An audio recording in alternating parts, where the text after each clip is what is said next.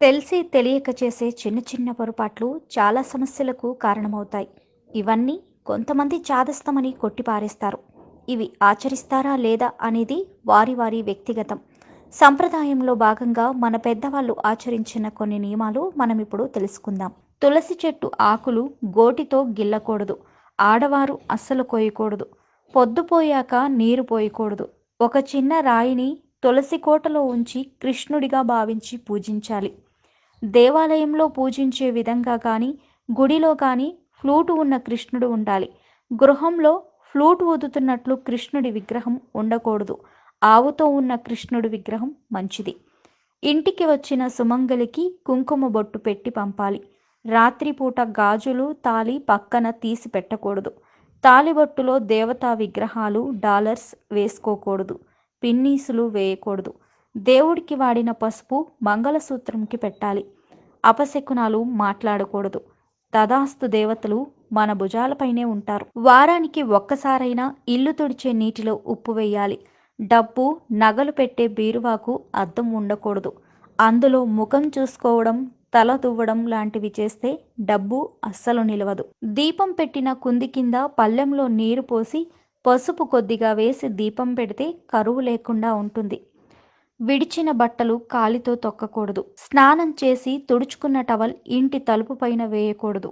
ప్రతిరోజు ఇంట్లో దీపారాధన అలవాటు చేసుకోవాలి. వారానికి ఒక్కసారైనా గడపకు పసుపు కుంకుమ పెట్టాలి. ఉదయం లేవగానే పాసిమొహంతో అద్దం చూడకూడదు. తల దువ్వకూడదు. భోజనం చేస్తున్న సమయంలో ఎవ్వరినీ తిట్టకూడదు. స్నానం చేసి విడిచిన బట్ట మళ్ళీ కట్టకూడదు. మంగళవారం, శుక్రవారం క్షౌర సంస్కారం చేయకూడదు. గోర్లు తీయకూడదు. పేనులు కుక్కడం, దువ్వడం చేయకూడదు. 2 చేతులతో తల గోకకూడదు. గోర్లు కొరుకుతూ ఉండకూడదు. కాలుపై కాలు వేసి ఆడిస్తూ ఉండడం మంచిది కాదు. గుమ్మం చిలుకు ఆడించకూడదు. తినేటప్పుడు తుమ్మితే చేయి కడిగి మళ్ళీ తినాలి. వెండి వస్తువులు బహుమతులుగా ఇవ్వకూడదు. ఇంటి గుమ్మం ముందు చెప్పులు వదలకూడదు. కొంచెం దూరంగా వదలాలి. ఇంట్లో మైలు ఉన్న స్త్రీలు వారు తాగే నీరు తిని మిగిలినవి ఎవరికీ పెట్టకూడదు. ముఖ్యంగా భర్తకు ఎంగిలి చేసినవి ఆ సమయంలో అస్సలు పెట్టకూడదు. మైల నియమం పాటించాలి. ఎవరికైనా అప్పుగా ఇచ్చిన డబ్బు కానీ, ఏ రోజు ఆ రోజు వ్యాపారంలో వచ్చే ధనం కానీ నేరుగా డబ్బులు దాచే బీరువాలో పెట్టకూడదు.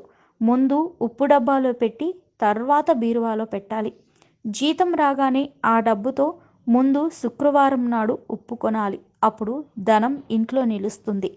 రాహుకాలంలో స్నానం, భోజనం, మైథునం చేయకూడదు. ఇంట్లో నిమ్మకాయ దీపం పెట్టకూడదు. ఇది దేవాలయంలో మాత్రమే పెట్టాలి. గృహస్థులు ఏకవస్త్రంతో పూజ చేయకూడదు. ఇవన్నీ పెద్ద కష్టమైనవి కాదు, కానీ మనము పాటించాల్సిన కనీస నియమాలు.